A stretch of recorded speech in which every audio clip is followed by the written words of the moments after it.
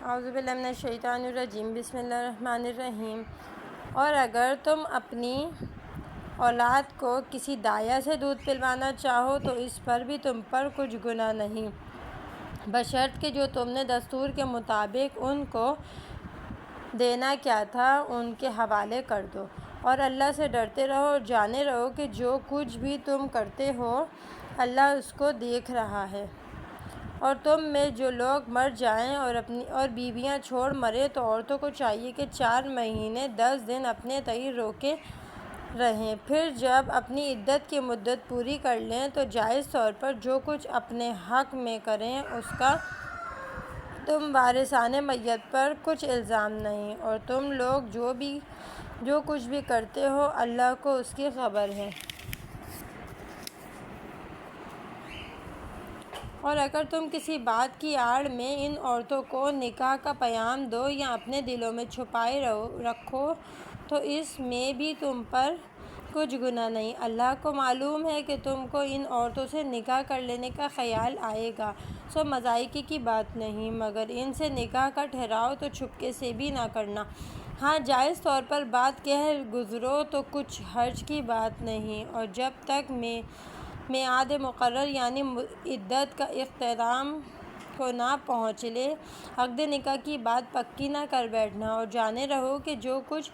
تمہارے جی میں ہے اللہ اس کو جانتا ہے، تو اس سے ڈرتے رہو اور یہ بھی جانے رہو کہ اللہ بخشنے والا بردبار ہے۔ اگر تم نے عورتوں کو ہاتھ نہ لگایا ہو اور نہ ان کا مہر ٹھہرایا ہو اور اس سے پہلے ان کو طلاق دے دو تو اس میں تم پر کوئی گناہ نہیں۔ ہاں، ایسی عورتوں کے ساتھ کچھ سلوک کر دو، مقتول والے پر اپنی حیثیت کے قدر سلوک کرنا لازم ہے، اور بے مقدور پر اپنی حیثیت کے قدر اور سلوک جو کچھ بھی ہو دستور کے مطابق جن کا شیوہ احسان کرنے کا ہو ان پر ایسی عورتوں کا یہ بھی ایک طرح کا حق ہے۔ اور اگر ہاتھ لگانے سے پہلے عورتوں کو طلاق دے دو اور ان کا مہر ٹھہرا چکے ہو تو جو کچھ تم نے ٹھہرایا تھا اس کا آدھا دینا آئے گا، مگر یہ کہ عورت چھوڑ بیٹھے یا مرد جس کے ہاتھ میں عقد نکاح کا جوڑے رکھنا یا توڑ دینا ہے وہ اپنا حق چھوڑ دے، یعنی پورا مہر دینے پر راضی ہو اور اپنا حق چھوڑ دو تو یہ پرہیزگاری سے زیادہ قریب ہے۔ اور آپس کی بڑائی کو مت بھولو، جو کچھ بھی تم کرتے ہو اللہ اس کو دیکھ رہا ہے۔ مسلمانوں تمام نمازوں کا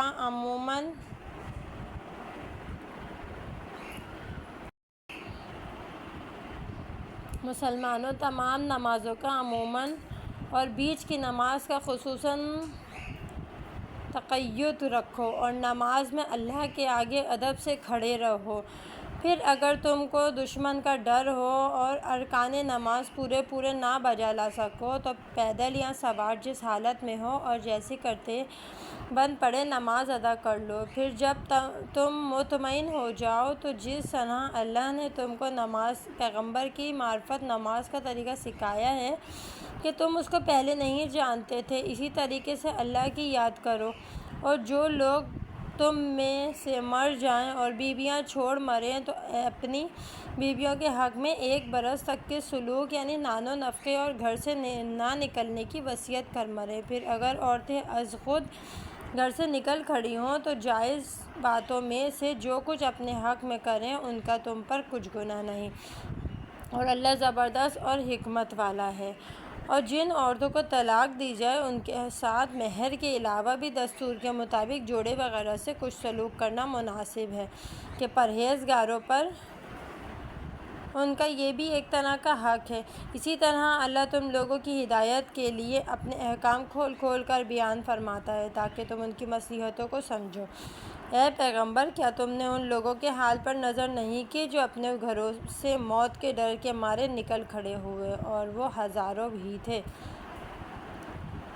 پھر خدا نے ان کو حکم دیا کہ مر رہو اور وہ مر گئے، پھر خدا نے ان کو جلا اٹھایا، بے شک اللہ تو لوگوں پر بڑا مہربان ہے، لیکن اکثر لوگ ان کا شکر نہیں کرتے۔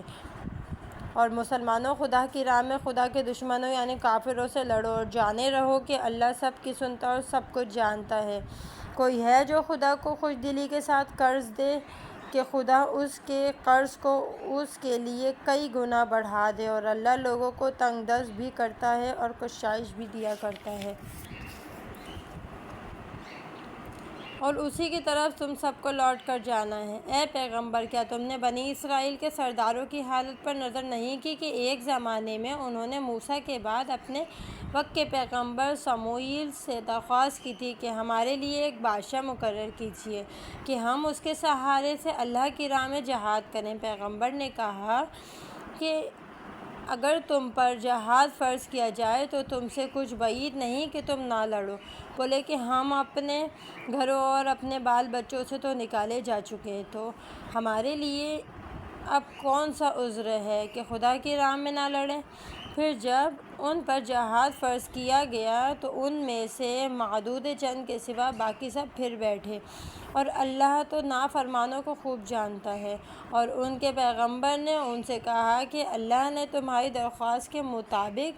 طالوت کو تمہارا بادشاہ مقرر کیا، اور اس پر لگے کہنے کہ اس کو ہم پر کیوں کر حکومت مل سکتی ہے، حالانکہ اس سے تو حکومت کے ہم ہی زیادہ حقدار ہیں کہ اس کو تو مال و دولت کے اعتبار سے بھی کچھ ایسی فارغ البالی نصیب نہیں۔ پیغمبر نے کہا کہ اللہ نے تم پر حکمرانی کے لیے اسی کو پسند فرمایا ہے، اور مال میں نہیں تو علم میں اور جسم میں، اور اس کو بڑی فراخی دی ہے،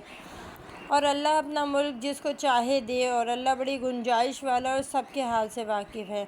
اور ان کے پیغمبر نے ان سے کہا کہ طالوت کے من جانب اللہ بادشاہ ہونے کی یہ نشانی ہے کہ وہ صندوق جس میں تمہارے پروردگار کی بھیجی ہوئی تسلی یعنی تورات ہے، اور نیز موسیٰ اور ہارون جو یادگار چھوڑ مرے ہیں، ان میں کی بچی کچھی چیزیں بھی اس میں ہیں، وہ بے لڑے تمہارے پاس آ جائیں، اور فرشتے اس کو اٹھا لائیں گے۔ اگر تم ایمان رکھتے ہو تو یہی ایک بات تمہارے لیے نشان کافی ہے۔ صدق اللہ العظیم۔